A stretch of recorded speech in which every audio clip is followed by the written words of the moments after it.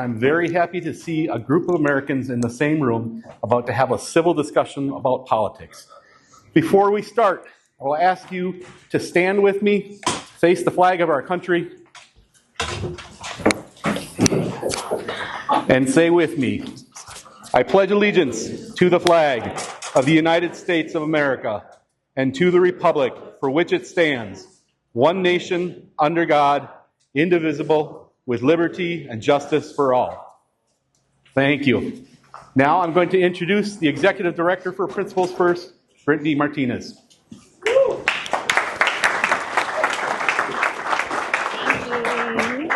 I turned it off. Well, hello, everybody. Hello. Okay, here we go. How are you guys doing today? Thank you. Oh, I love that interaction from the audience. Okay, here we go. Can you hear me? The thing that's really funny about these events for me is that I'm so short that when I see the video back, it's just like a head above a podium. So hopefully you can see me okay. But thank you all, first of all, for being here with us this evening. As Dave said, my name is Brittany Martinez, and I'm the Executive Director of Principles First. And so, I'm sure there's a variety of reasons you might be here. It might be because Jean knocked on your door, or maybe it's because you're on our email list. Perhaps you've been to one of our annual summits. And I think whatever reason you're here tonight, hopefully what we all have in common is that we are kind of drained of our politics and the extremism and the rhetoric, and we just are looking forward to a time when things return to normalcy, and that's what progress in America should look like. A little bit about Principles First. We started in 2019, initially as a center-right group to counteract what we felt was extreme nature of CPAC. And since then, we have grown beyond that, and actually, funnily enough, CPAC usually does their annual event at the Gaylord. And this year we were able to take over their space because they couldn't fill their seats last year. So just thank you. I appreciate that. Just a little point of pride for us. But for Principles First, I want to do a straw poll because I do work in politics, so that's my background. So if you'll indulge me for a second, we'll get straight to our speakers who you want to hear from. I myself am a Republican, still consider myself a Republican, a disgruntled one, for what it's worth, but one nonetheless. So if you're kind of like me, can you give me a hand raise? Are you still a Republican? Kind of, wow, we're that tough crowd. I see a few. Okay, how about if you are a Democrat? Maybe you're a little frustrated too. Maybe center left Democrat would, like, who here would consider themselves Democrat? Okay, a lot more. How about independents? Do we have some independents here? Yeah, a lot of independents as well. And I think the reason a room like this can, wait, no more? Oh, okay, I'm sorry. Okay, some other parties. They're okay, amazing, yes. I find myself agreeing a lot with libertarians these days, and I feel like we're cut from the same cloth right now. And I love that. And I think in a moment such as this, it's really cool to be able to look across a room in Minnesota, where we've only been, I think, once before as an organization, and see people from all different stripes, and to see people from different backgrounds, different political philosophies. We started as center-right, but have grown beyond that. We have a lot of folks who are center-left or left. We have some independents too, other parties as well. All are welcome. And I think, sometimes people will say, well, what do you guys have in common? And I think what we have in common is common sense. We're tired of the extremism and the rhetoric and the bombastic nature, calling a reporter piggy and telling her to smile. That's not very becoming of the office of the presidency. I don't know. Maybe you'll disagree with me on that, but probably not in this room. And so before I hand it over to FairVote Minnesota to introduce our first panel, just a tiny bit more about us. We have 29 state chapters all across the country, including in Minnesota. And what we are focusing on this year is election integrity. And so what that means is that our state chapters are working to become election officials, recruiting people to become election officials, getting folks registered to vote. And if that's something that is up your alley that you're interested in, please go ahead and reach out to one of our Minnesota volunteers. If you're a Minnesota volunteer, can you give a hand raise really quick? They're working the event, so they might be in the hallway as well. protecting our elections is really important. And I don't mean to be a hair on fire person, because that's not my nature. But as time passes, it's just become clear that we need good principled people to be able to enforce, to make sure that things don't go awry. And so if you want to help us in those endeavors, even if you're not willing to or quite there yet to become one of our volunteers, members of Principles First, I think this is probably something that we can all get behind. And then the last thing that I'll leave you, being a national grassroots organization, we have 3 staff. It's myself, Melissa, and Josh, who are so wonderful. Our Director of Operations, Melissa, and Josh Gillespie, our Communications Director. But none of this work gets done. We're not able to fill a room in Minnesota without the incredible work of our volunteers all over the country. So if you can please join me in thanking them, especially Jean, Chris, Dave, and of course Jay and Heather as well, who do things from the contract to figuring out what the food's going to be, to figuring out what the lighting situation is. They really help make sure that this happens. So I'll leave you with that, and thank you so much again for being here. Basically, I think we all have a lot more in common than we don't, and it's in a moment like this where I'm so glad to have so many Democrats in the room, honestly, because this is a time that is more important than party affiliation and loyalty. It's about loyalty to our country, especially America 250. So without further ado, thank you again for being here, and I invite FairVote Minnesota to introduce our first panel.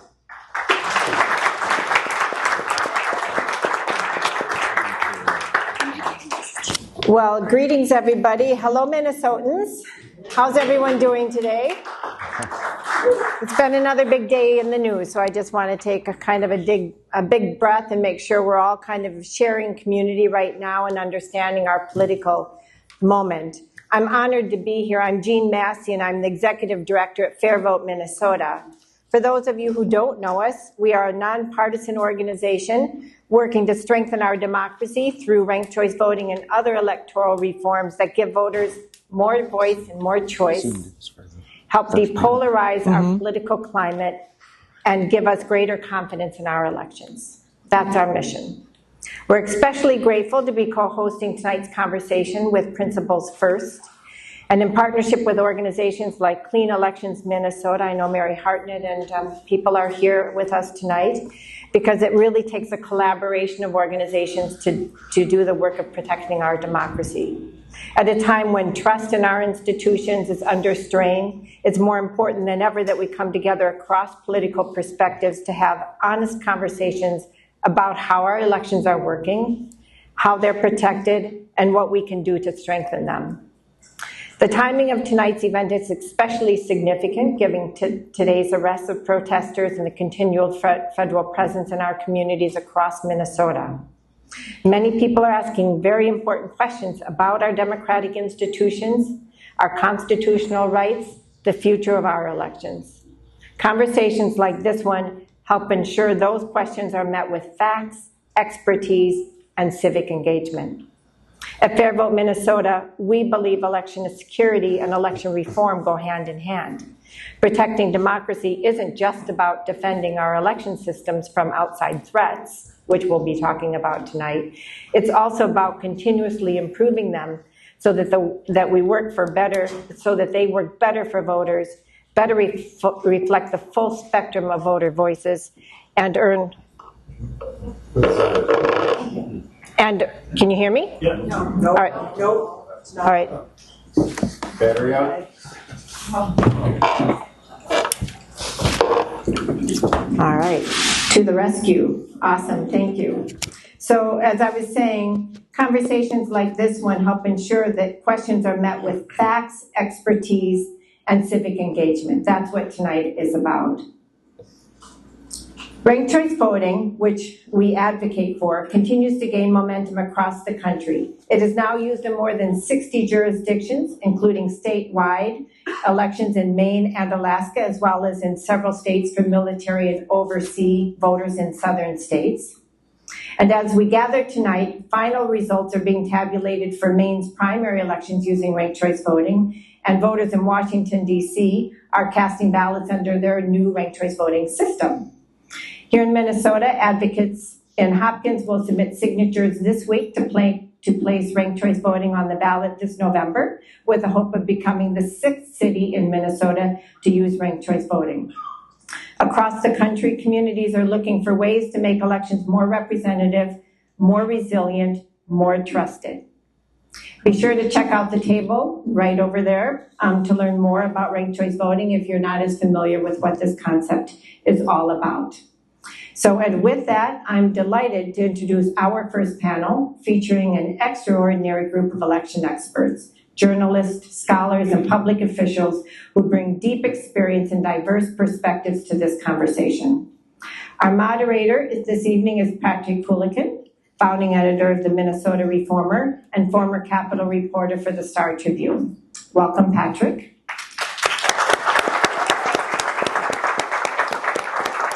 Yes, please come on up as I call you so you're all sitting up here when the time comes to engage in conversation. Joining him is our Secretary of State, Steve Simon, the 22nd Secretary of State.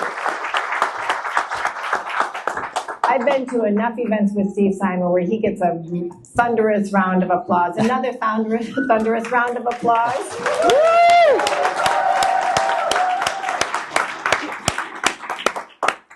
Since taking office now, since 2015, and he's running for re-election, as you may know, he has been steadfast in defending voting rights, election integrity, working across political lines to protect, strengthen, and expand access to our democracy, and he never gives up.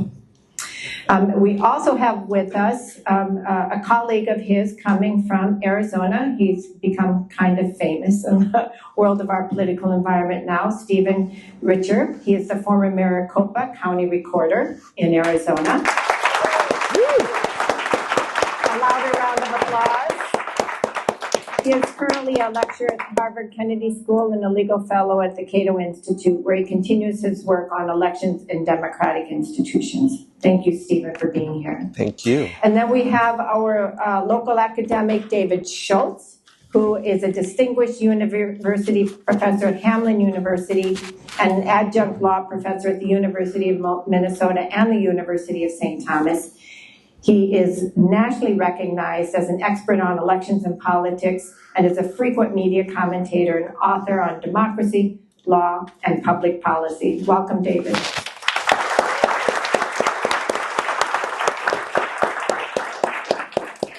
All right, please join me in giving one more round of applause and a warm welcome to our panelists tonight. Thanks for having me. Principles first. I was reading the principles a couple weeks ago, and so I crafted this joke about this being a right-leaning audience, but there are fewer Republicans here than I thought. But I just wanted the Republicans in the audience to know that although our publication, Minnesota Reformer, I think is known in some quarters as kind of left of center, I do come from a military family, and I went to a Catholic university, and my father would probably chide me for wearing a light-colored suit this late in the day. So I'm one of you. All right, let's get started. We'll just start with you, Secretary Simon. In 2022, you made a speech at the DFL convention in Rochester in which you talked about your family history and how that drove your passion to protect the right to vote. Can you tell the folks here about that a little bit? Yeah, I'm glad someone remembered. I don't know. Yeah, I mean, that to me, and we all have an origin story. Everyone in this room does. So I'm no different than anyone else in that regard. But to me, in my particular case, what I said then, as I recall, and I'll say now, is, my family didn't just emigrate to this country, they fled. They fled persecution and discrimination in Eastern Europe. And among the ways that they experienced those hardships was they didn't have a say in who governed them or how. And in fact, the year before my great-grandfather left, Jews in the Russian Empire lost the right to vote. And so they came here, first to the Iron Range in Minnesota, in northern Minnesota, started a small business, then with the Twin Cities. The point is they found the life that they were looking for, and among the things that they found was the ability to have that say. And I don't take that for granted at all. So that informs my longstanding passion for these issues. I think democracy issues relate to every other issue, because no matter what other issue you care about the most, doesn't matter, fill in the blank, you're not going to get very far until and unless you get people who share your views and values into office, and you're not going to get that without an election system that is truly fair and accurate and honest and secure and works for everyone. Stephen, you've had quite a journey. Am I Stephen? Yes. He's Steve and I'm Stephen? Or? He's Mr. Secretary. Oh, wow. Oh, okay. I see how it is. You come from the outside and you get demoted immediately. You had this journey as a Republican office holder, as the Maricopa County recorder, which was one of the most, you were more scrutinized than maybe any official in the days after the 2020 election, and wound up on the wrong side of Donald Trump and his movement. I want to ask you, after you got elected in 2018, right? Mm-hmm. Correct. Yeah, 2020. What did you discover when you were elected? What surprised you? What misconceptions did you have about government when you took the office? I probably, one, thank you very much for having me, and then it's delightful, and I can go jogging here, which is different from Phoenix, Arizona right now, so I appreciate that. And I actually have some questions about Minnesota. I mostly want to know if we're happy for Karl Anthony Towns or not. Yeah. Are we? Yeah. Oh, okay, we are. Oh, okay, all right. So I would imagine I came in with a little bit of a sort of a libertarian's hostility to government generally, a little bit of a skepticism in terms of sort of, is everything needed? And you do appreciate that incentives are different for public service than they are for the private sector. That being said, the caliber of people who are in my office, and I'm sure Secretary Simon would say that much the same about some of the people who had been in his office prior to his arrival, were incredibly dedicated and incredibly hardworking. Because to be in election administration, you have to be a little bit weird, because the hours are long, the pressure is intense, and the pay is not great. And so you really, it's admirable and it's uplifting to see that. And then I don't think that anyone, even if you study elections from the outside, and I'd been an election lawyer in part, and so I knew election law, and I knew a lot of the safeguards and the protections and where there were strengths and where there were weaknesses, but I don't think that anyone can fully appreciate our election system until you have worked in them. And so to anyone who has questions about the process, I think Secretary Simon and I, and many of our colleagues, a constant refrain is, please join us, please be part of the process, please see the inside, because elections are imperfect, yes, because humans are imperfect. But they're awfully good, and they're awfully good when we have bipartisan representation that's part of the process, checking each other, seeing where there need to be improvements, and then executing on those improvements. And that's something that I prided my office on, that we were always looking forward. I know that's true of Minnesota here too. Just over the last 6 years, I've watched some of the changes that have happened in this state from afar. And so I know by no means are you all saying, you know what, we're set, we're freezing it, we're never changing anything, and we're not moving forward. I don't think that's the mentality here, and it shouldn't be the mentality in any state. Okay. David, changing gears here completely. Could you talk about the Voting Rights Act decision the Supreme Court just issued, and slightly different question. Okay. And its impact, short and long term. Okay. Let me do a longer term discussion first and a shorter term one. There's two traditions in American politics. Tradition number one takes us from 1787 to the present. If we were to look at in 1787, remember first that the U.S. Constitution, then and still now, has no explicit right to vote. But if we were to look at the U.S. Constitution in 1787 and look at at the default, what did the state say about who's allowed to legally vote? The only people who would have been allowed to legally vote would have been people who were white Anglo-Saxon Protestant males over the age of 21 who actually owned property. If I did a survey around this room here, the vast majority of us in this room here would not be able to vote, including me, because I was raised Roman Catholic. So because Catholics were not trusted even to vote because our loyalty was to the Pope, and for many of you in this room here, for all kinds of reasons, also be excluded. What I'm getting at here is on one level, if we were to look at roughly 250 years of American history, one of the great things about American history is the gradual dropping of all of those legal, or most of those legal restrictions on the right to vote as a movement towards universal franchise. One concept. Concept number two, there's also been a huge partisan battle throughout American history over the right to vote. That post-Civil War, it was the Republican Party that supported expansion of the right to vote, and it was the Democratic Party, mostly lodged in the South, that basically, sort of the vestige of the Confederacy that was fighting expansion of the right to vote. Where we are right now, I did a piece back in 2008 in the William Mitchell Law Review and argued that what we were in the middle of that point is a second great disenfranchisement in American history. And we really are in the middle of that right now. And that the U.S. Supreme Court under John Roberts is really contributing to that. Minnesota bracketed off to the side for a second here that the expansion of voting rights in America left to states would never have occurred. It's usually been the federal courts, it's been Congress, it's been the presidency, the executive branch that has pushed recalcitrant states to expand voting rights. Again, Minnesota, a little bit of an outlier, but not completely here. But what has really happened now is that one of the greatest pieces of legislation in terms of voting rights ever adopted in American history was the 1965 Voting Rights Act. When I was teaching in Texas, Chandler Davidson, who taught at Rice University, wrote an amazing book called The Quiet Revolution in the South, and basically charted out the history of the Voting Rights Act and what it was able to accomplish.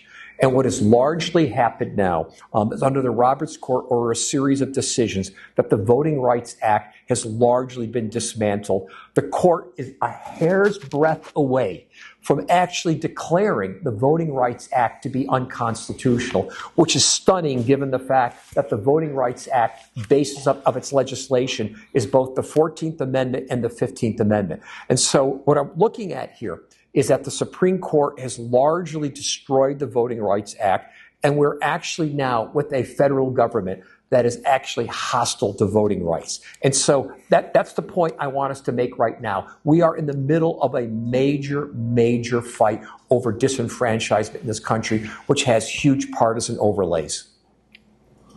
Okay.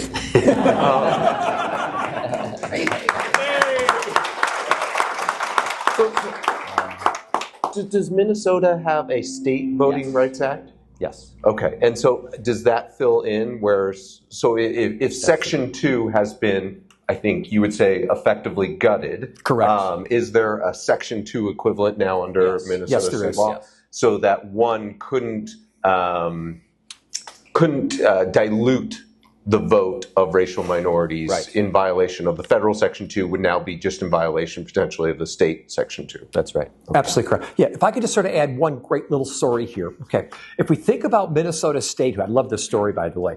If we think about Minnesota statehood, the debates, we actually had, at the time of the creating of our state here, two constitutional conventions. The Democrats and Republicans couldn't agree, on holding one convention together. So they had to have separate ones. And where they disagreed was really on two different issues. That the Republicans were strongly supportive of enfranchising African Americans, freed slaves. The Democrats opposed it. But on the flip side, depending on what your view is here, is that the Democrats wanted to make the state a wet state and the Republicans wanted to oppose alcohol and liquor. So I'll let you make your own judgment on that issue. Okay. Revealed preference. That's right. Exactly.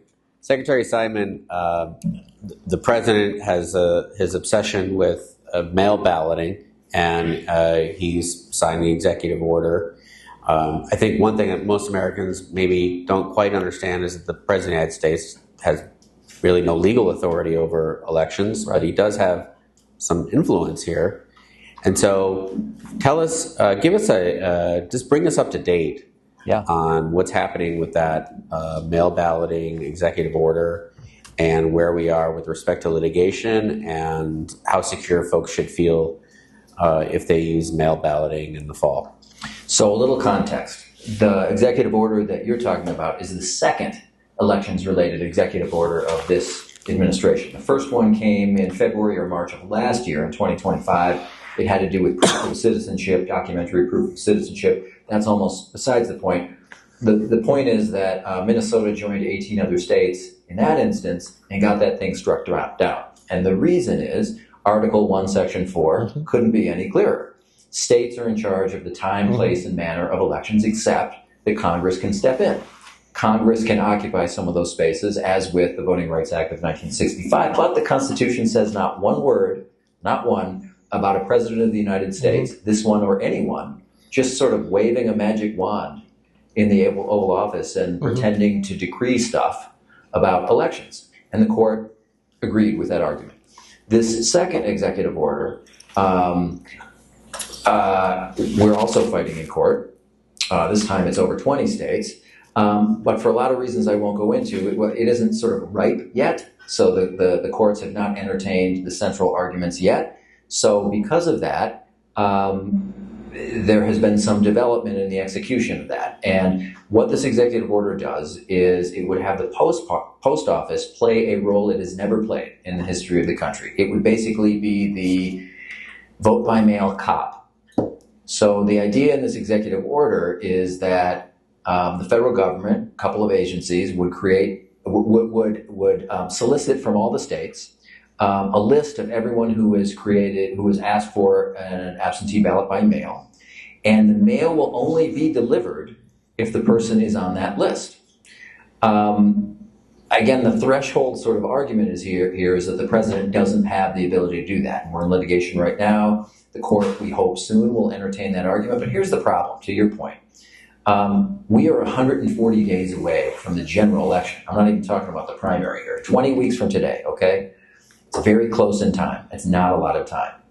And my worry is that this litigation can only deepen skepticism about voting by mail. And the cynic in me would say that was the whole point all along.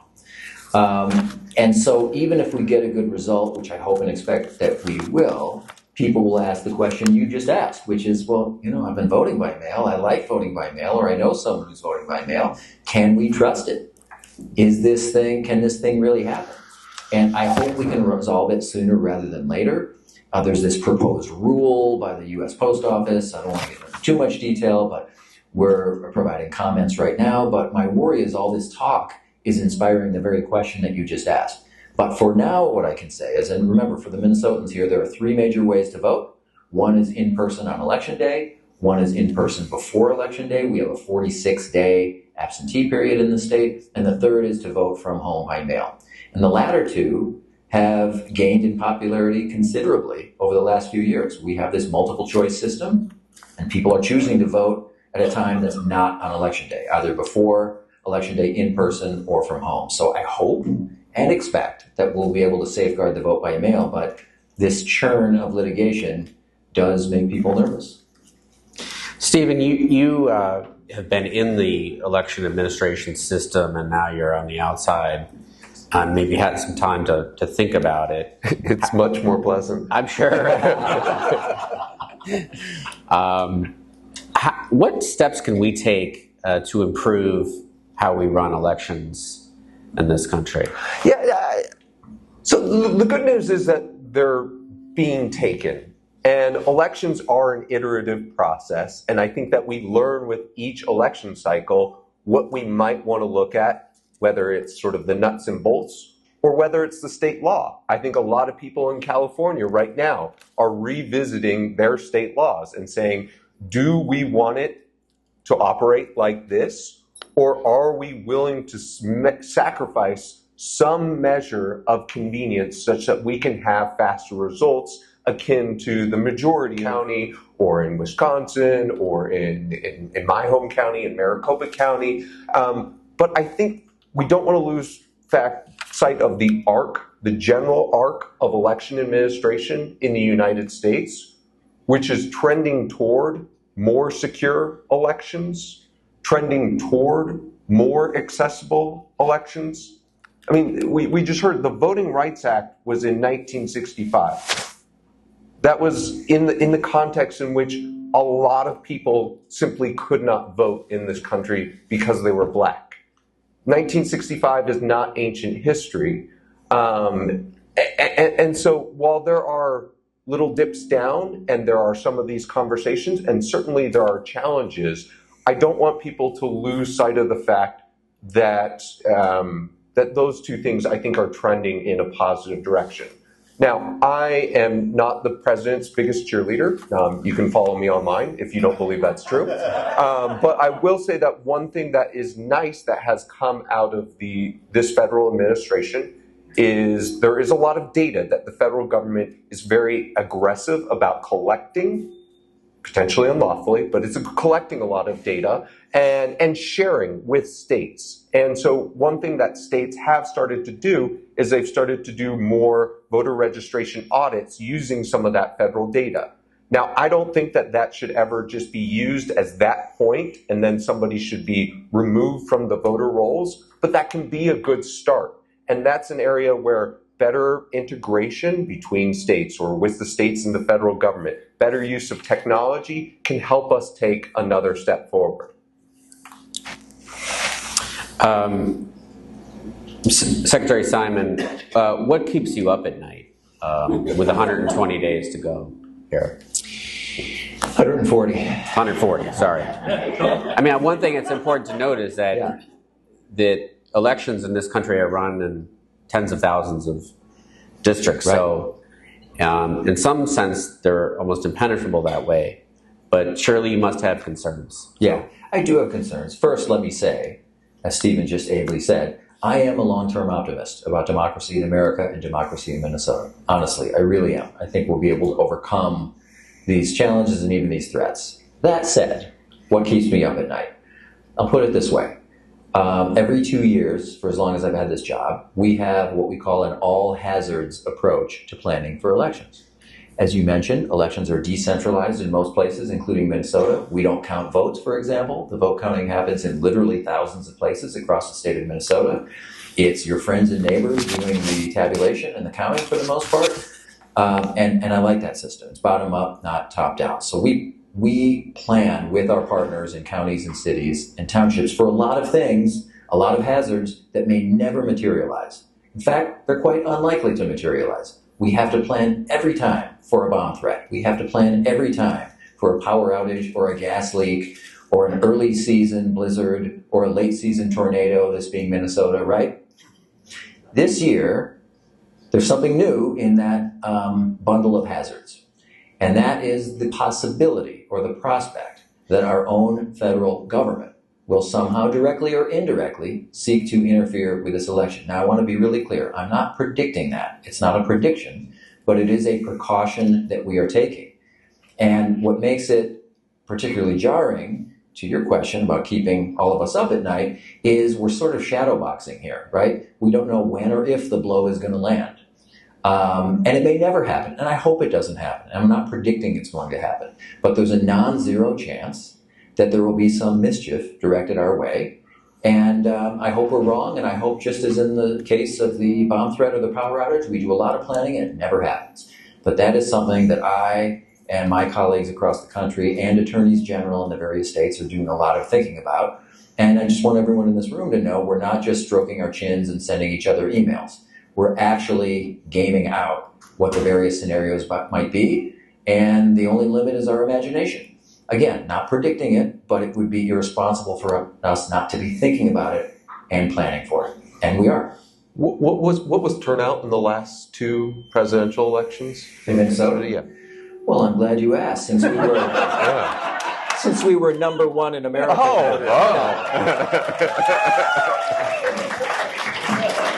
The high water mark for Minnesota was the 2020 election, which is amazing considering it was during a once-in-a-century pandemic. In the 2020 election, we were at 79.96% turnout, 0.04% away from 80%. And a personal best for Minnesota since 1956.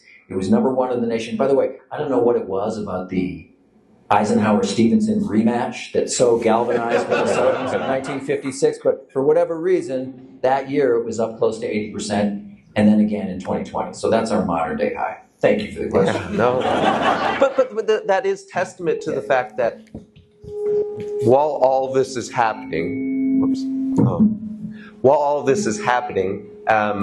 there are a lot of developments that are pro-voter, whether on the integrity side, so we talk about paper ballots and we talk about post-election audits, or on the actual participation side, I mean, hitting nearly 80%. But in most states now, you can vote early with no excuse. In most states now, you can vote by mail ballot. So again, I think we respond to and address, as we should, a lot of the present day challenges and a lot of the skirmishes that happen in the short term. But from that long-term perspective, I think we're doing pretty well historically in terms of both access and security. David, let's talk about gerrymandering. We're in a huge moment for gerrymandering. Right. Tell us what has led up to this, and really more importantly, how we can do something about it. Because it seems very bad for the political ecology of the country. Okay, so if we think about gerrymandering, first off, this goes back to the very early part of the American Republic, where one side was partisanly trying to draw the district lines to try to basically game the system, against the other side. But I mention this because starting in the 1960s, we really started to try to address three different types of gerrymandering. First is what I call sort of the one person, one vote type of gerrymandering, which was sort of really a consequence of a fight between rural areas versus cities. Largely, we've solved that problem. The second level was racial gerrymandering, and then the third was the partisan gerrymandering issue. And so what's happened over time in the last few years, what we already talked about a little bit before, the Supreme Court has largely dismantled the Voting Rights Act, which means it's pretty much free game now to do racial gerrymandering.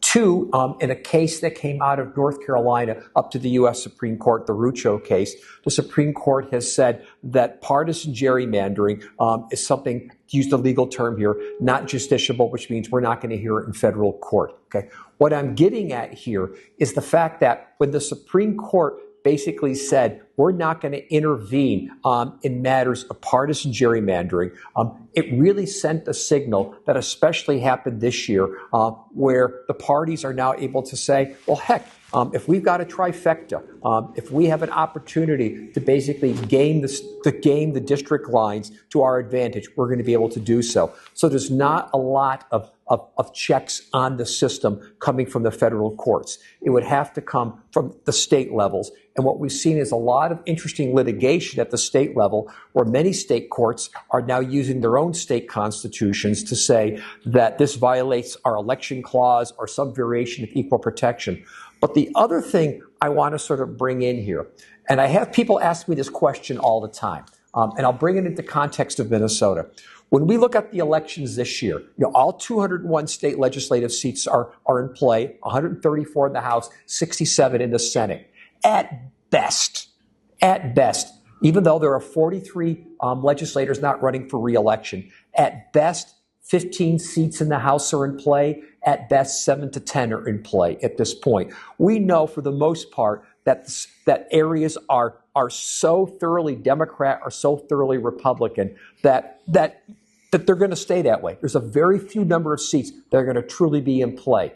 The reason why I mention this, I have people say to me, for example, well, how could we draw seats to be more competitive? And I say to them, tell people to move. And the reason why I say that, think about, again, you wouldn't know because you're not from here, but for people around here, how would you draw seats in Minneapolis, to legislative seats, to make them competitive Republican and Democrat? Or how would you draw seats in greater Minnesota to make them competitive and Democrat? You would have to draw the weirdest seats in the world to be able to have that happen.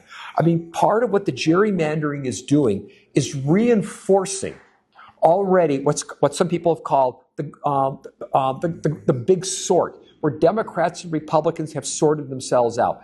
I could do a much longer talk here, and I'm probably talking too much already right now, to point out the fact that Democrats and Republicans, it's not just that they watch different news.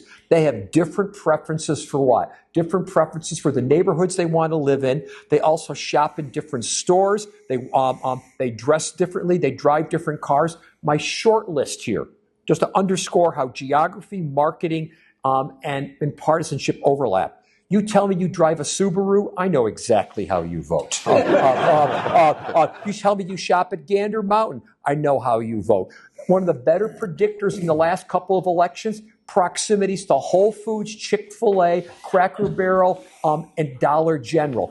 That's how polarized we are here. And so the gerrymandering reinforces pre-existing sociological differences in our society.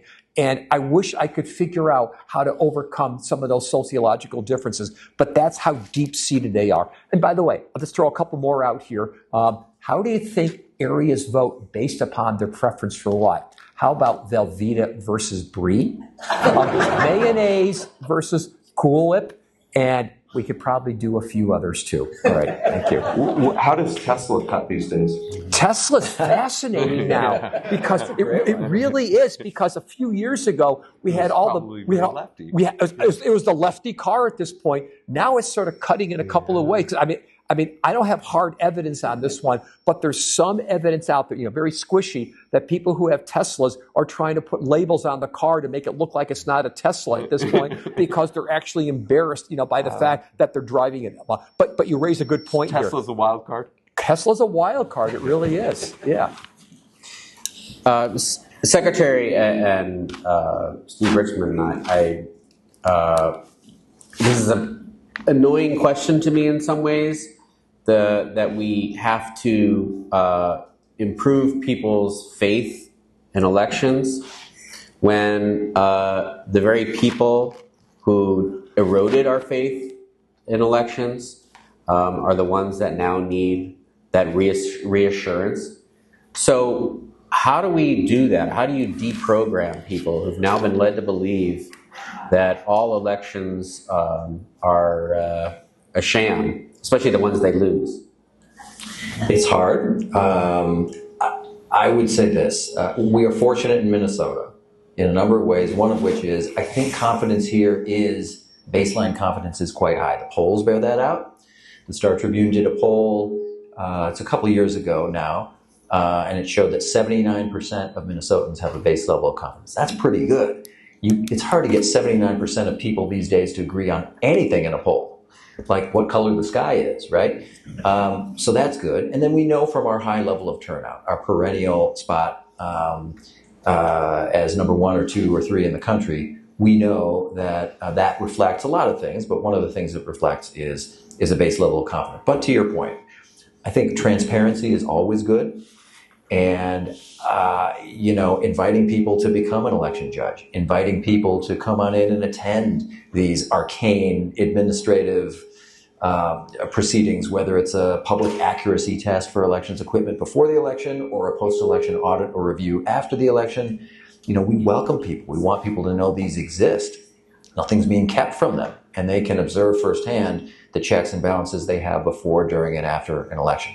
That's the most straightforward answer I can give. More transparency, more sunlight. And when people become acquainted with that, it really works. One quick anecdote. I was in a northern Minnesota county that I probably shouldn't name, but they told me that there was one perennial, not just skeptic. I mean, he was more than skeptical. They said he was pretty hostile. Okay, this is just one anecdote. And they said, will you please become an election judge? Please. He did. And afterwards, their precise phrase or their characterization of what he said after he had become an election judge was, you know what? I got nothing. I got nothing. I now see how truly difficult it would be to rig, fix, or steal an election based on the procedures and laws that we have. All right, I think I'm... Any final thoughts? On that? No? Well, yeah, that's a good one to end on. Oh, I do think everything Secretary Simon said, and I do think that it is telling that many of these people who profess a deep skepticism in the process are some of the same people who are running. And I would suggest to you that they wouldn't be wasting their time running if they didn't at least somewhat believe in the system. But those are the people at the top. And some of those people are conflict entrepreneurs, or they have other interests in ginning up emotion. But I would resist jumping to that conclusion if it's just a normal person, so to speak, to take their question in good faith and to try to offer answers, because it is a challenging media environment.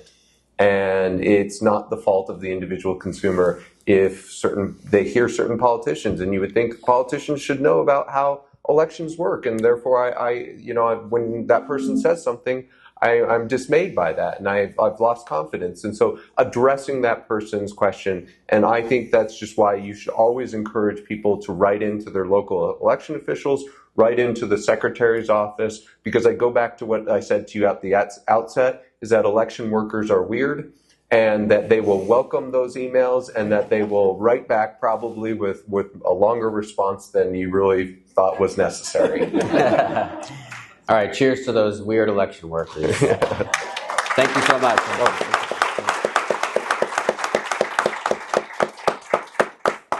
All right, I am Jean Storley. I am a member of the Minnesota Principals First team and have helped plan this event. I have to say I am thrilled to look out in this audience and see so many friends, neighbors, colleagues who have joined. But let's get on with the program. I wouldn't be standing here now if it weren't for Charlie Sykes. I first heard Charlie on the Hacks on Tap podcast about 5 or 6 years ago. And when I heard him speaking, I felt like, wow, I really like what he's saying. As a lifelong Dem who grew up in what I call an FDR Dem family, Charlie's never Trump principled stance really moved me. And I thought to myself, he's given up more than any Dems have given up. Plus, he's witty and incisive and stays on top of all the news. I started to follow Charlie, which led me to the Bulwark, which led me to Principals First. So I attended the Principals First conference or summit in February out in Washington, D.C., and I was so moved that I raised my hand and told the Minnesota team that I would help volunteer. So, Chris, raise your hand. Dave and I had very modest expectations. We were thinking 30 people in a library. We had a little bit of a program planned. And then Charlie came on board, and wow, here we are. So I am very honored to introduce Charlie Sykes tonight. He's the host of the To the Contrary podcast, which you can find on Substack, and I highly recommend it. Also the author of How the Right Lost Its Mind, and a national voice in the pro-democracy movement. Through my work with Principals First, I've had the opportunity to meet some other notable voices in Minnesota politics. Blois Olson will be joining Charlie on this panel. He's the principal of Fluence Advisory and also serves as the political editor for WCCO Radio, moderator for the Farm Fest Democratic-Republican debates, and he is a frequent political commentator for local media. Another Minnesota notable, Lori Sturdevant, will moderate this panel discussion on polarization in the upper Midwest. A retired political columnist for the Star Tribune, author and biographer, Lori still contributes to the Star Tribune and offers historical and journalistic perspectives. As a Wisconsin native who calls Minnesota home, I'm excited to hear from Charlie, Blois, and Lori on this very relevant and timely topic. Without further ado, I'll turn the mic over to Lori.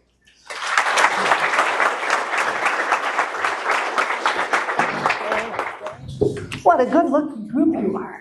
I gotta say, it's a thank you for inviting me and including me in the launch of something fairly new for Minnesota. It's exciting to see that Minnesotans still know how to gather on a warm summer evening, pleasant summer evening, and think about our democracy. What a Minnesota thing to do. Very impressed with it, so thank you very much. I am told that in the house here somewhere, I haven't seen her yet, is State Senator Ann Johnson Stewart. Is she, there she is at the back. Say hello. Yes. Love to have local elected officials here. Are there any other local electeds who'd like to pop their heads up? There is. Who is it? Oh, Mike. Hi. Good to see you. All right. 2 legislators in the House. Any local officials want to raise their hands and say a word or so? Well, nice to have your representation. We're going to be talking tonight about some future plans and future ideas for making our democracy stronger, and legislation may be part of that story. So we want you to pay particular attention there. But the mission for our panel, gentlemen, is to talk about how we got to this point of such uncomfortable polarization that is making us willing to come out on a beautiful summer evening and think together about what damage is being done to our country, to our state and our nation with the kind of worrisome polarization we've been experiencing. We'd like to hear your understanding of how we got here. We'd like your particular take on our region. Charlie, a native of Wisconsin, and Blois, longtime Minnesota observer with me. I think I've known you for 40 years, Blois. And then we'll talk about where we might go from here. And when we get to that point, I'm going to ask that someone, I think Jean's going to have a microphone in her hand, or someone will, and we're going to try to get some of you to share some of your ideas. We'll keep an eye on the time and try to get you out of here before the sunshine is completely gone tonight. Well, Charlie, I'm going to start with you. Thank you for being here, for coming from Wisconsin to join us. We want to ask you, why has this happened? What has made it happen that we have become so polarized in the last couple of decades? So I get the easy question. That's right. Well, first of all, thank you for the invitation. I am a big fan of Principles First. This is one of the organizations that has decided that it is going to stay with principles. There's a drift. There's a lot of people who believe that we simply need to drop all of our beliefs and get behind one political party or another. And I have to say I admire their work tremendously. Okay, so I'm going to try to give you a shortish answer.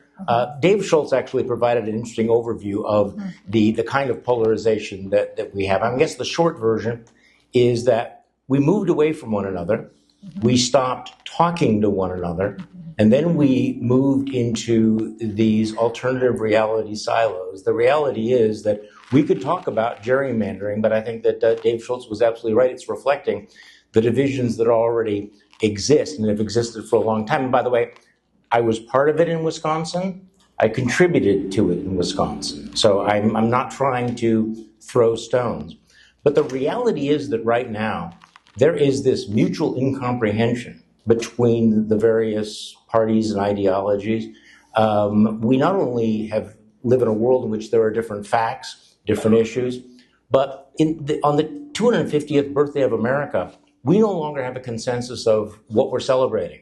What is the story of America? Do we have a shared narrative about American values? Because if we don't have a shared understanding of what America stands for and where it's come from, we're not going to have a shared vision of where we go in the future. And so in Wisconsin, which is very, very much like Minnesota, we saw this extraordinary sorting out, where you look at a state like Wisconsin, I know you have the same sorts of things, where you have these intense pockets of Democrats in places like Madison and in Milwaukee, and intense concentrations of Republicans in my home area, which was the WOW counties in Waukesha County. And at a certain point, Democrats and Republicans, frankly, stopped talking to one another and began seeing everything as warfare. We could talk about some of the historical developments in Wisconsin. I think you can go back to Act 10. Many of you remember Governor Scott Walker and what that did. What's important to remember is that we used to have a Republican governor in Wisconsin that used to win in Democratic areas, who used to govern with Democratic legislatures, and who was able to do compromise. After Act 10, it became open warfare, hyper-partisanship, the kind of almost a rehearsal for what's happened nationwide. And at a certain point, I remember thinking that, if you all remember what Act 10 was about, it was about collective bargaining rights for public employees, and it resulted in recalls and various other elections. But ultimately, the fight became about the fight, where it became us versus them, and the actual substance of the issue no longer matters. And let me just fast forward, because I think it's always probably a mistake to invite someone from Wisconsin to explain the politics of Minnesota. So I come with a great deal of humility, but I will say this. For many years, I thought of Wisconsin as kind of ground zero for American politics, as kind of the training area for what's happened to the country in terms of the division. But I have to say that we have not gone through what you folks have gone through. And when we're talking about polarization, it's not just some abstraction. We have not experienced what you all have experienced here. We did not have state legislators targeted for assassination. We did not have citizens who were exercising their First Amendment rights murdered on the streets of a major city. We did not have an invasion by a federal government that sent in mass goon squads into our streets. We did not experience that. You all have experienced that, so my only slight surprise is that all of your hair is not on fire. Because we're not just talking about polarization, we are talking about a clash of fundamental values and this debate about what it means to be an American and what we are willing to tolerate. And right now, you have lived through many of these challenges. It's happening right here in real time. And so we can talk about whether we're optimistic or pessimistic. I would urge you to be alarmed about what's going on. And I assume that you are here because you are alarmed and trying to figure out, like, am I the crazy ones or is something really bizarre happening in this country? So, we can get it. That was a longer answer than I wanted. No, but we appreciate that context. Yes. You're right up to the minute. Right. There were 15 protesters arrested here by the federal government just today as a result of their behavior, their protesting behavior during the Metro Surge period. So right now, I think one of my kids is standing on a street in St. Paul outside the federal building with with several hundred of his friends and neighbors protesting. So this is right up to the minute. Blois, what you heard from Charlie just now describing what's been happening with becoming more polarized, is that the Minnesota story too? Thanks, Charlie. Thanks for coming over and this conversation. Look, what Charlie just described is the new Minnesota exceptionalism, because we've had this other Minnesota exceptionalism, but we're experiencing a new one. Look, I think, and I'll kind of tell this via story. I kind of came into this role in 1998, and I was lucky, and I had traveled the state with an old colleague. He told me to take the north or the south. I took the south, DJ Lurie took the north, and we drove the state the 5 days before the 1998 gubernatorial election. And I wrote, Jesse might win. And I sensed a populism. And at 26 years old, I somehow became some sage guy because I was lucky. I didn't say he would win, I said he might win. And that was a populism that I learned about in real life, that I had studied in school at Oshkosh, of all places. And so Charlie and I have discovered that we have very many cross relationships over the last 30 years. But I think that the Midwest populism fuels the polarization even further. And I want to take a word from the previous panel, and that's disenfranchised. You can talk about disenfranchised voters, but we just have disenfranchised citizens. They are disenfranchised by either the economy, their job, their neighborhood, their inability to buy a house at a young age or raise a family, and they are disenfranchised. And oh, by the way, the spectrum that I learned about in 9th grade civics class was a line, and now it's a circle. And so the far left and the far right are equally as disenfranchised. They're angry. And, I've done a lot of thinking. I'm actually reading Charles Koch and his son's book about principles right now, so the timing of this is pretty interesting. Whether or not you agree with them or not, they've run their company on principles. And it takes a little self-reflection. And so what I think that's fueled it in the Midwest is this populism that has fueled volatility. I wrote a piece a year ago about 2010 difference between Minnesota and Wisconsin. Charlie brought up Scott Walker. Mark Dayton beat Tom Emmer by 8,000 votes, and it was a recount. The way of Minnesota post-2010 and the way of Wisconsin 2010 begin to tell the story of the two states. Yeah. There was a real divergence in 2010, wasn't there? Yeah, between the two states. But it was also fueled by a populism, right? Mark Dayton was a populist Democratic governor. Scott Walker was a populist conservative governor. And so it is that appeal to populism that has fueled this divide. And then you layer in technology, devolution of media, etc. And frankly, since there's legislators in the room, I want to just tell this quick story because I think this is an important story of Minnesota's demographics. I had lunch with Ken Martin, who was the Democratic chair in 2017. I do a lot of work during governor's races. They fascinate me. And I was starting to write about the preview of the 2018 governor's race. And I said, so who's going to run? What's going to run? And he looked at me straight in the eye, and he's a longtime friend, and he said, well, we don't actually need any other counties other than Hennepin and Ramsey. Wow. That's not helpful. Wow. And if I have a chart, if you look at turnout post-2016, Democrats leave Hennepin and Ramsey County with a 300,000 point vote advantage. And they thought a guy from Mankato would get enough votes in the rural area that if they did the turnout model post-2016, where Democrats were energized, they did not need to spend time outside the metro area. If you look at the makeup of our legislature and the makeup of our politics today, it reflects the strategy that winning mattered more than ideas, concepts, or policy. And I will bring you to the legislature since 2023. Party over principle and politics is why we are more divided in this state than ever before.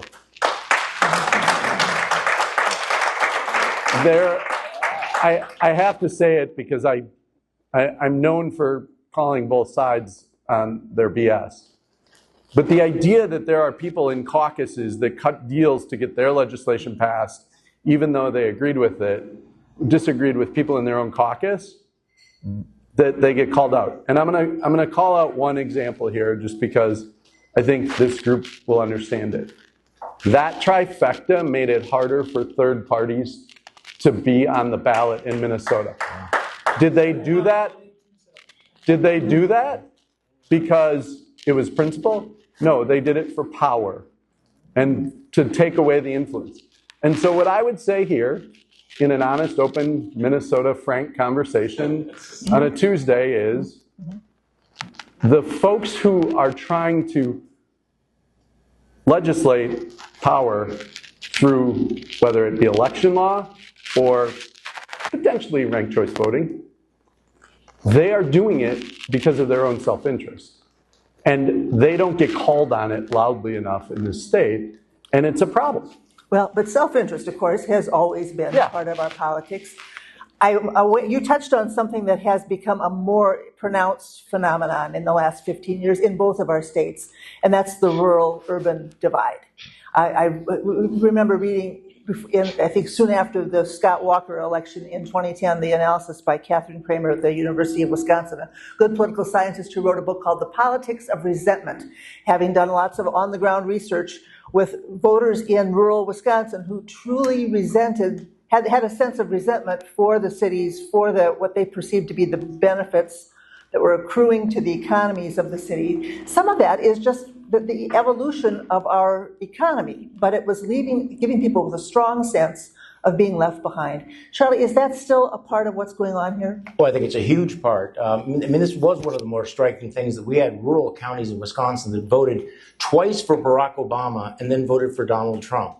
It was like, okay, we're really trying to understand what this is about. And I do think it's the way in which the political parties had, as you were just describing, had kind of shrunk back to themselves and began talking to themselves. Look, I mean, right now we live in an era where of gerrymandering, or the fact that we elect senators by state, where both political parties have to reach out to broad constituencies in order to win, right? I mean, every healthy political party also needs to have a big enough tent that you have various coalitions, and yet the incentives are increasing to follow the lead of the extremes, the loudest, the most zealous.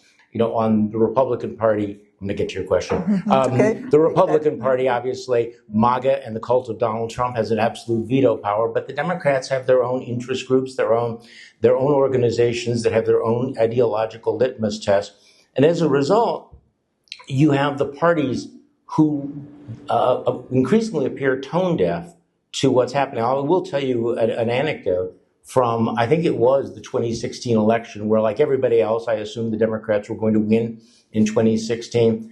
And a Republican legislator, a former friend, I have many former friends these days, but was very insightful. And he was up at a farmers meeting up in central Wisconsin.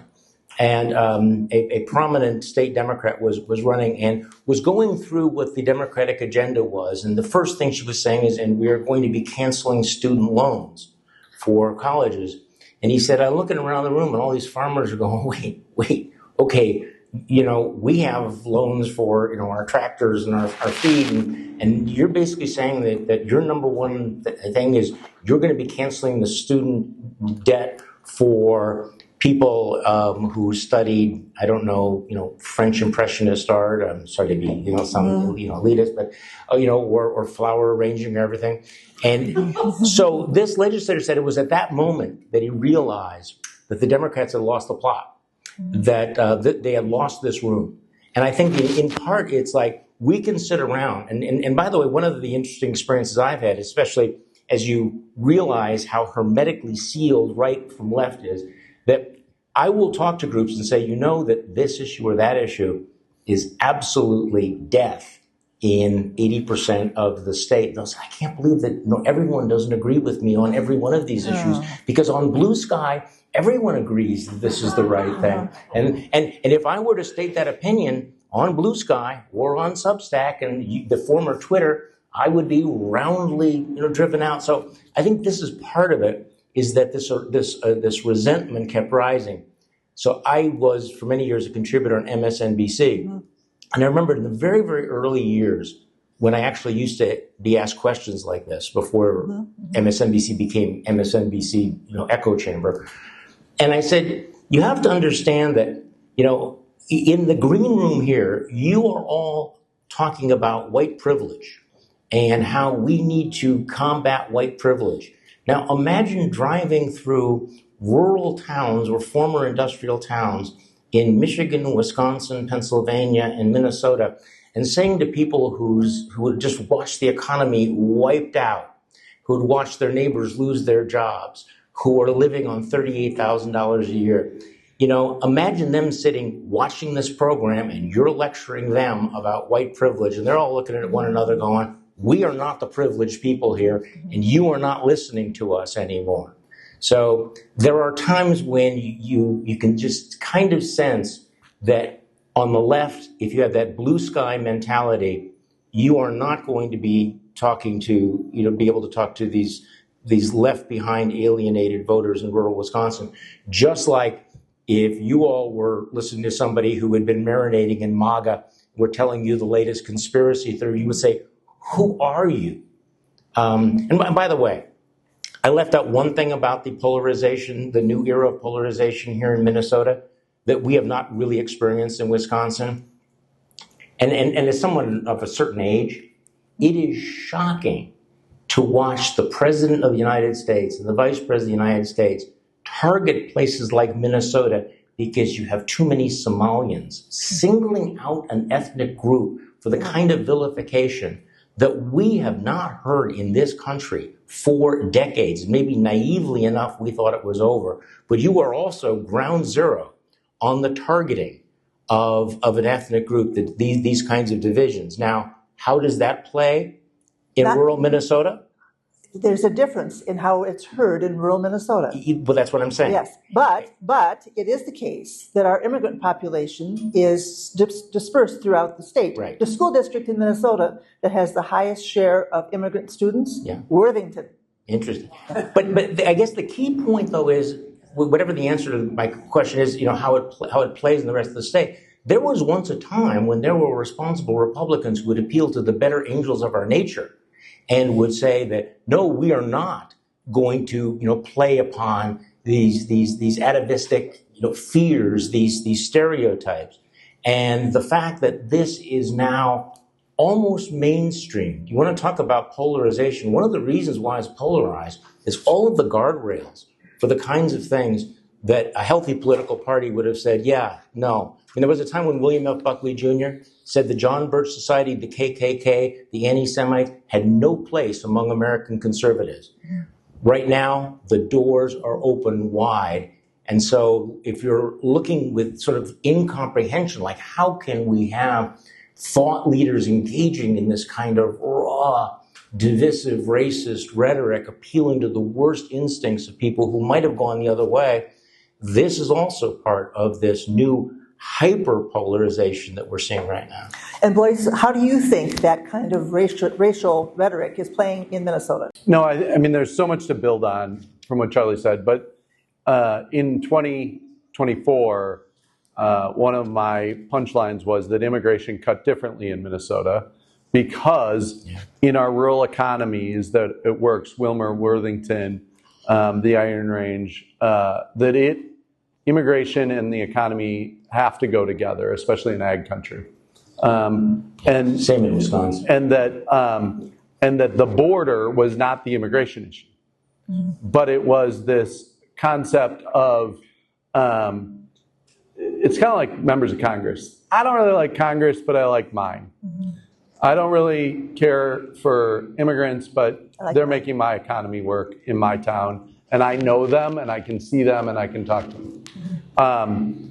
Look, I believe very strongly, and have said as much for probably, I don't know, Lori, 5 years, 6 years, that the lack of executive leadership on fraud fueled the pushback on Somali community here.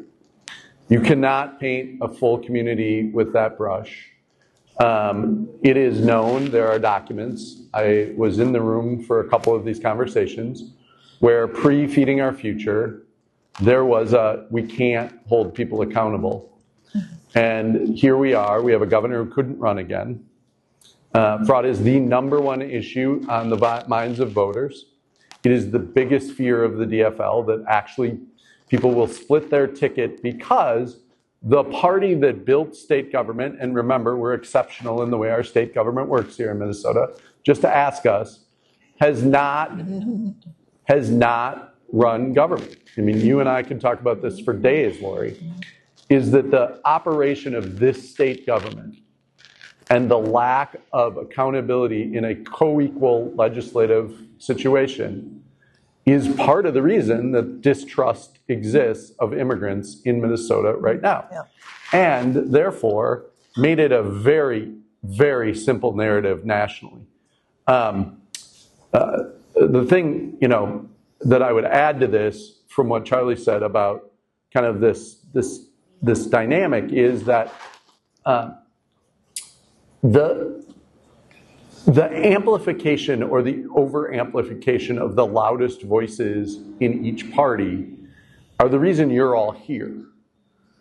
But my neighbors, who I talk to every day or once a week, are not here, and they literally live 7 blocks away because they're raising their kids. That's why they don't go to caucuses. That's why they don't, And so the system has fueled itself, and we see it really clearly right now. as you said, the door of the Republican Party is wide open for the MAGA, et cetera. The door is wide open on the Democratic side. Well, we want to pivot here with an eye on the clock to talking about some remedies. And you just mentioned a dearth of executive leadership, which we could talk, as you say, for some long time about. But I'm wondering, as you think about what new executive leadership might do, should do about some of these problems that we're addressing. And since you've got the microphone to your mouth, go ahead and say a few words about that, and then Charlie, I'll ask you the same question. Well, I mean, I think over the time I've learned a lot about executive mindsets. And we see, if you take the current executive mindset of Minnesota and the current executive mindset of Washington, we know what it's not supposed to look like on each poll. And then, look, I think that executives have to say no once in a while, and they have to be public servants, and they have to be for the common good. And so I think a true restructuring of a serious operation of government is really important at all levels, but it has to start with the state. And then, you know, I knew you were going to ask me for solutions, Lori, so that's the hardest part. Look, I mean, I think that there has to be, in the spirit of the principles of this group, like, if it's a principle, there's no compromise. And that is the problem, is that everybody wants to compromise. And we have compromised candidates that give us compromised choices, which give us compromised governance. Well, but discerning what's a principle and what's a policy susceptible to compromise, therein lies the rub, right, Charlie?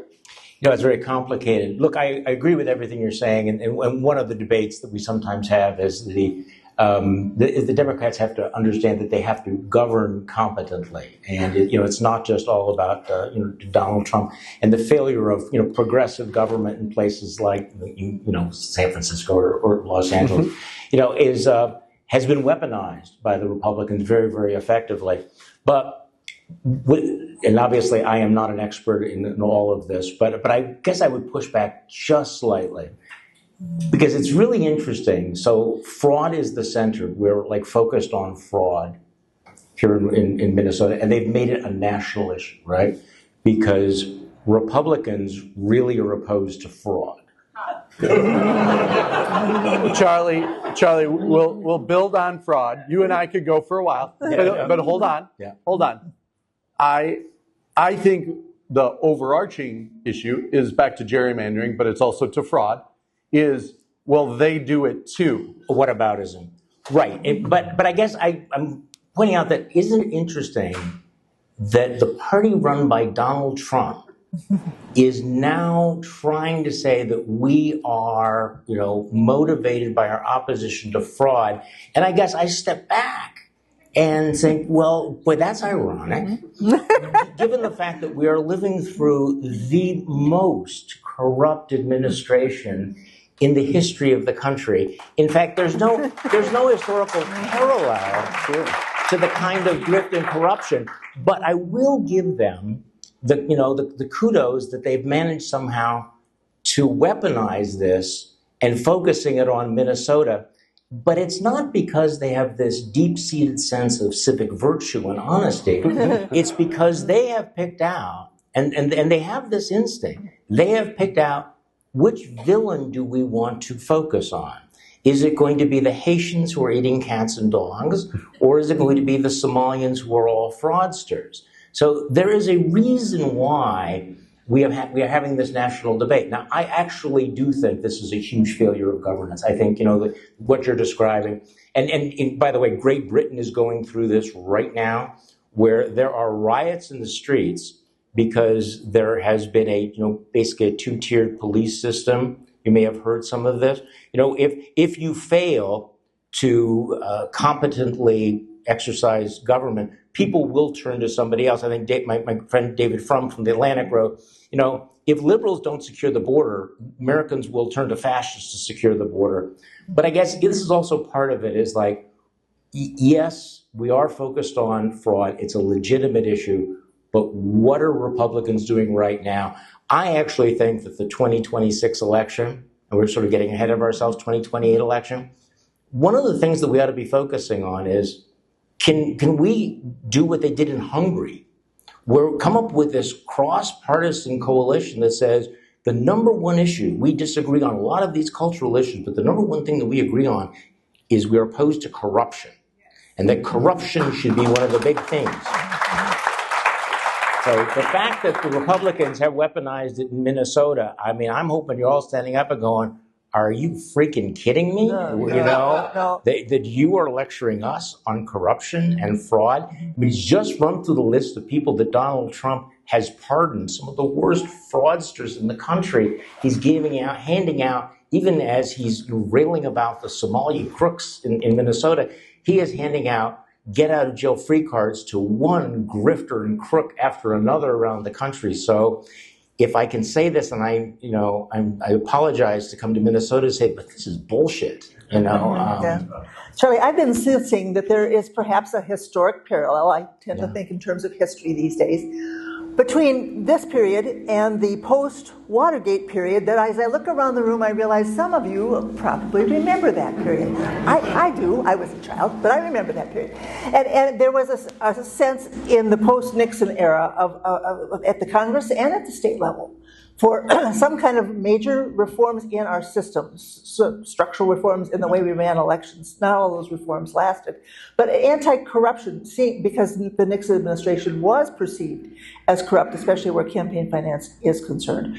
Would you agree with me that we are perhaps headed toward another period of reform, a desire for systemic changes that go beyond just the superficial, to try to get back to the kind of democracy that the people in this room could support? I hope you're right. I also want a unicorn for Christmas. But I actually, this is the most optimistic vision, that the reaction to this corruption and to this breakdown of the rule of law will be an era of reform. And I think one of the things that we have to wrestle with in our politics is do we want revolution or do we want reform? I mean, I think there are factions out there that want to just burn everything down, that are so angry. And I think that there's kind of a revolutionary moment, but reform is, on the table. And I hope that the reformers are not swept away by the revolutionaries.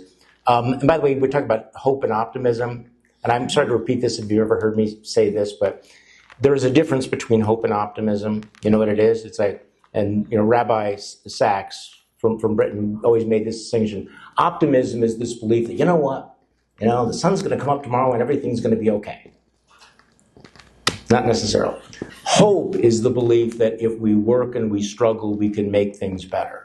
So I'm not an optimist, but I am hopeful. You are hopeful. But I will say that the parallel to Watergate bothers me all the time. Okay, tell me why. Because in Watergate, where the crimes were much less significant than what we're seeing right now. I mean, but they were shocking to people. They were, but people were shocked back then. They were still capable of being shocked. That's right. We are numb. We're not. Richard Nixon, for all of his crimes, actually had a sense of shame. He quit. Does anybody think this president's going to go, oh man, I'm ashamed, I'm leaving. My party has turned against me. And the institutions, Watergate was a stress test for the institutions and the rule of law, for the integrity of the Republican Party, of the courts, of all of that, and the role of the media. I'm not as confident now that those guardrails are working. And I think that after Watergate, we thought, see, the American system can absorb a corrupt, dishonest president. And then Donald Trump said, hold my beer. Yeah, yes. The day after the 2016 election, the day that when we were all absorbing the notion that Donald Trump was president-elect, I had a call from a good Minnesotan whose name you will remember, Dave Dernberger. He and I were working on a book together at that time. And he said, now we will see if our institutions will hold. Dave left us in 2023, and I wonder what he would think. But Blois, you talked the other day when we were chatting about one of the institutions in which you'd like to see some reform, and that's the way our political parties select candidates. Say a few words about your ideas there. Well, I mean, in Minnesota, we've had this debate since the 90s, late 80s, about doing away with the precinct caucus system, and we can't seem to give it up. People like that. And the reason is because the folks who are in power aren't willing to change it when they're in power. And it is, I believe now, there will be a real test in the next year or two because of the conventions and the way they went down this year on both sides. But I also think that it's the, and I say this affectionately, we're all gathered here tonight, we're not normal. And the normal people want to have a voice. And I think it'll come from actually Gen Z. I have a focus group of Gen Z at my house. One female, one 21-year-old daughter, and one 23-year-old son. And if you look at Gen Z and young voters in the 2024 election versus the 2020 election, 18 to 29-year-olds, you will see that they are as volatile as any generation in history. This is a group that in 2020 voted overwhelmingly for Joe Biden. And then Democrats put a woman on the ballot in 2024, and women voted less for Kamala Harris than they did for Joe Biden when she talked about a woman's right to choose and women's rights. Men flipped completely. Young men flipped completely. And we have a generation that lived through a pandemic which has affected them in many, many different ways. But country music and freedom became a theme even in suburban, urban Minnesota and across the country. And the government was a government that told them how to live their lives for a couple years at a very, very young age. Had the government told me when I was at University of Wisconsin how to live my life, I would have been a different person. And they are going to be very volatile. They're coming into an economy with major changes, unlike we've ever seen. And they're going to be there. I've looked at, I'll just say this, the economy will be the great hope of equalizing, and an executive that says that.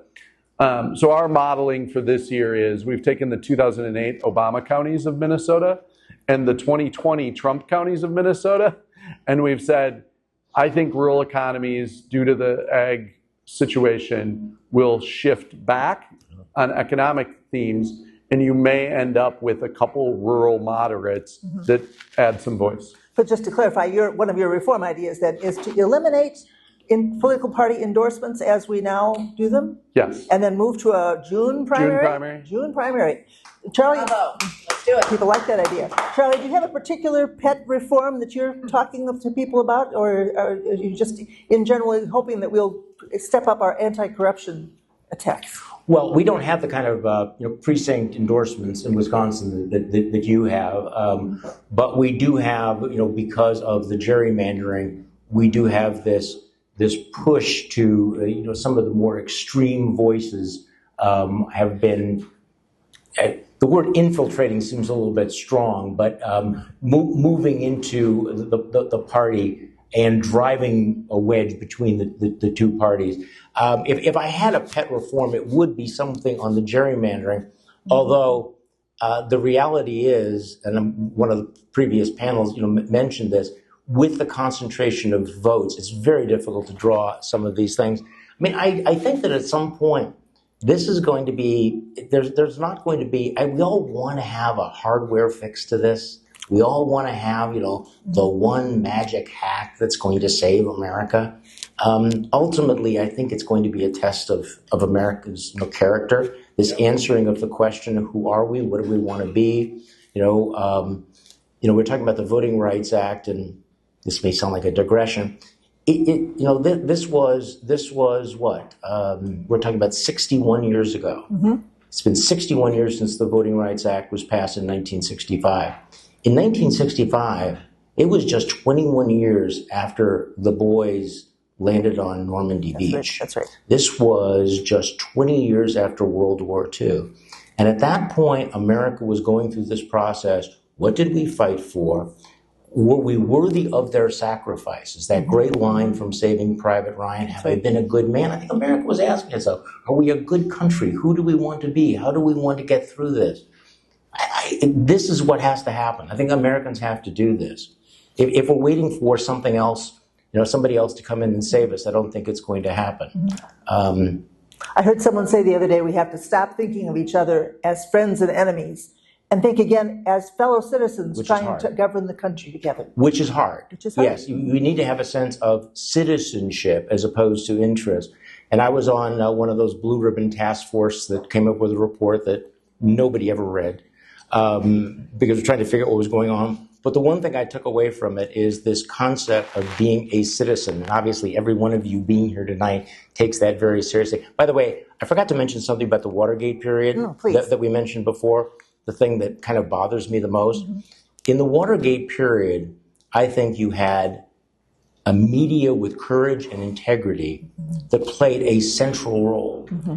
And as we sit here tonight, we're watching corporate media like dominoes, one after another, be swallowed up by corporations and by people like the Ellisons, who are more interested in currying favor with the powerful. So to go from Katharine Graham, who stood up to Richard Nixon and would not blink, one of the great moments in American democracy and American journalism, to go from her to Jeff Bezos, who is, on his knees sucking up to Donald Trump, or to go from the CBS News, that we used to think of Walter Cronkite and all of those others who were the conscience of America going back into the McCarthy era, and now replacing it with my good friend Barry Weiss, the firing of Scott Pelley. This is a dangerous moment that we have many of those institutions who have been co-opted, others who have faded. There was once a time when, and I don't know how this affects state politics in Minnesota because it's very dramatic in Wisconsin, the collapse of local media has been truly extraordinary, the number of news deserts around the country. I don't know how many State House reporters you had in Minnesota back in the 70s or 80s. We had, dozens, in Wisconsin. And now, it's like a ghost land. Well, this is where we still have a little Minnesota exceptionalism, I would say, and we're hanging on to it as tight as we can. Yeah. Gene is giving me the fingers to say that we're down to just a couple of minutes here, so I don't know that we have enough time for the questions I promised this audience that we would have. But we are going to stick around here for a bit afterwards, and we invite conversation afterwards on an individual basis.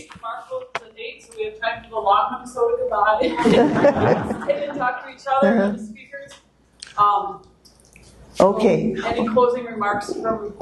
Well, I would just like to look at Blois and say, in Minnesota, where we have had a sort of an exceptional role for state government, we've used our state government in a more vigorous way than my home state of South Dakota and lots of other places have used it. This erosion of democracy, this breakdown of our one state sense, this rural-urban divide, it strikes me as a particular threat and something that maybe this organization would want to particularly work in a geographically diverse way to try to mitigate. What do you think about that? Yeah, no, I think it's true. The challenge is back to the media, and the democratization of media is also an opportunity, but it's a division tool too, because you all get to read what you want to read versus some kind of common threads. In 2018, when the governor's race was open, the business community education came to me and said, please do not allow a narrative of greater Minnesota versus the metro. And one of the things we did was we had discussions across the state and debates. And as you recall, the first few debates were in greater Minnesota. And the idea was that we would broadcast those on CCO and others back to the cities and build this connective communication line. And I think that's what the citizens, you guys are a start to that, and your peers across the state, you have to trade the stories and find transom for the commonalities between the corners of the state that are different. Education, childcare, housing are all issues that are common challenges in parts of the state. And those of us who live in the industry of public affairs hear about it all the time, but the normal people just aren't tuning in. They're listening to Spotify, or they're not even interested. And so we have to find some common interests that say, let's solve childcare in this area and this area as one. And back to the state that runs well, we have to prove that we can do it in a way that they trust that it's going to work and it's not going to cost too much. The last part is we have to have a growth mindset in Minnesota again. And this exceptionalism has been, we're good enough. But if you look at the economy that Minnesota built between the late 60s and the 90s and 2000s, we outkicked our coverage for 35 years. We have had lower 47, 48% of the state's growth for the last 8. And if we don't grow, we won't have the resources to have good government anymore. I remember a governor who used to talk about jobs, jobs, jobs. Oh, geez. Yeah. We did too. Yes, you did too. Charlie, any parting thoughts for a group that's trying to bring together that coalition that you're describing, those from the center right all the way across the spectrum to rebuild some democracy? What is the Ursula Le Guin quote? I don't think so. Oh, okay. So somebody after our discussion, I lay awake all night thinking about this, which was something like that. There are no right answers to the wrong questions. Okay, so I got that, and of course I read that. I thought, what does this mean? I don't know. But I actually thought, you really do have to ask yourself, what is the right question right now? What is the prime directive of groups like this? Is the prime directive to win this next election? I could make the case that it is. The prime directive is absolutely to stop, the attacks on the rule of law, and Donald Trump's rolling coups. So that is the prime directive. Or is the prime directive to save democracy? Because sometimes those things, will be in tension with one another. Do you abandon principles in order to save principles? Do you take undemocratic actions in order to save democracy? I understand the tension here. I actually wrote a piece which I'm not sure that I had fully digested, which was you can look it up on my Substack, The Temptation of the Lesser Evil, which basically pointed out that, look, even Winston Churchill, the great warrior, made compromises. He said, if Hitler were to invade hell, I would at least make a positive comment about the devil in the House of Commons. We will have to make coalitions with people that we disagree with, that do not necessarily share our values. On the other hand, does winning an election at all costs mean that we become what MAGA has become, that they overlook everything?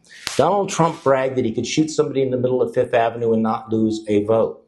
And after 10 years of that, we realized that that was literally the case, including the Epstein files. But this is what happens if you abandon principles. If you think the prime directive is power and winning, you will basically say, I don't care about personal character. I don't care about morality. I don't care about anti-democratic gerrymandering. I don't care about any of these things to do it. I am not rejecting that point of view. I'm just saying, go into it with your eyes open, that it is dangerous. The folks up in Maine are going to have a very, very interesting decision to make, right?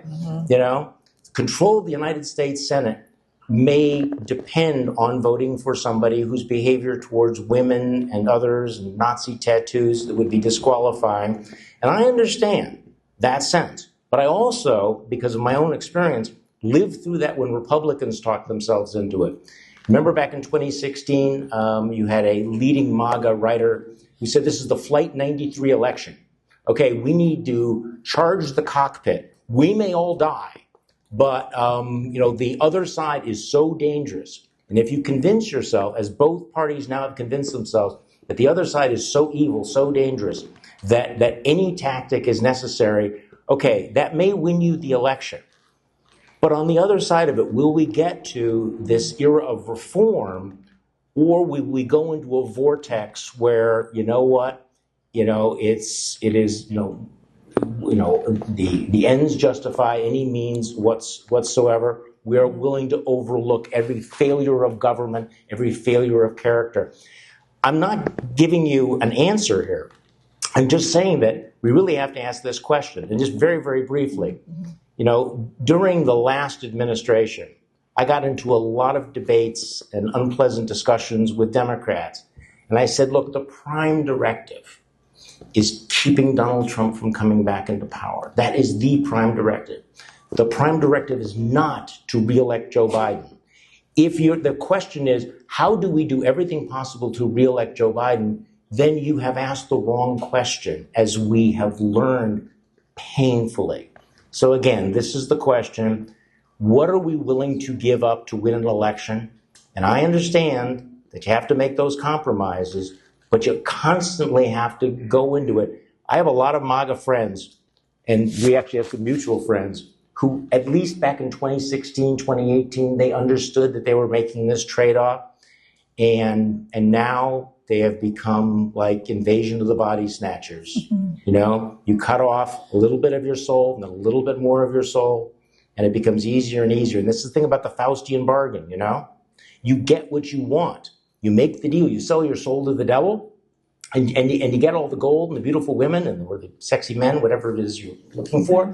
You get those things, and then you find out that the price is way bigger than what you expect. So one of my real fears is that those of us in the pro-democracy, pro-decency coalition lose that moral high ground because we've lost the understanding of what the real mission of our generation is. And I'm sorry that was so long. Well, but we thank you for your voice. Thank you to both of you, Charlie and Boris.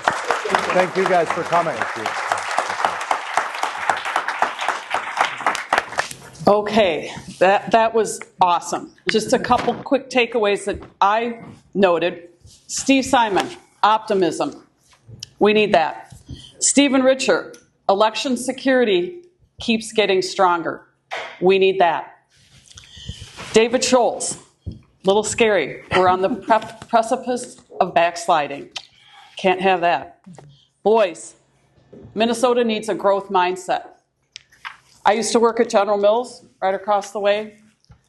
It is very important to keep growing.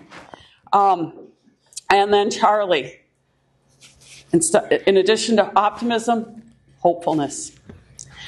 I loved the part about like Hungary. We need a cross-partisan coalition who is opposed to corruption. And the answer is in our character. And that's what Principles First stands for. So if you were inspired tonight, sign up to volunteer. Join Chris Nagel, David Toole. Where's David? I think he might be out in the hall saying goodbye, ready to say goodbye to people. We could benefit from a committee that's a little bigger than 3. Also, you can donate to Principles First or FairVote Minnesota or both. Follow our speakers, podcasts, articles, and blogs. A lot of wisdom was shared tonight, and believe me, they have a lot more to share. So what's next? Our Minnesota volunteer Zoom call is scheduled for July 15th at 7 p.m. And stay around for the last 10 minutes. The bar closes at 8. And terrifying. The speakers are here to ask questions, as well as Dave, Chris, and I. And, you know, enjoy some time with other people who care about these important issues. Thank you all for coming. And you will get an email with some follow-ups. Please give us evaluation and feedback. And we really, really appreciate how Minnesotans show up.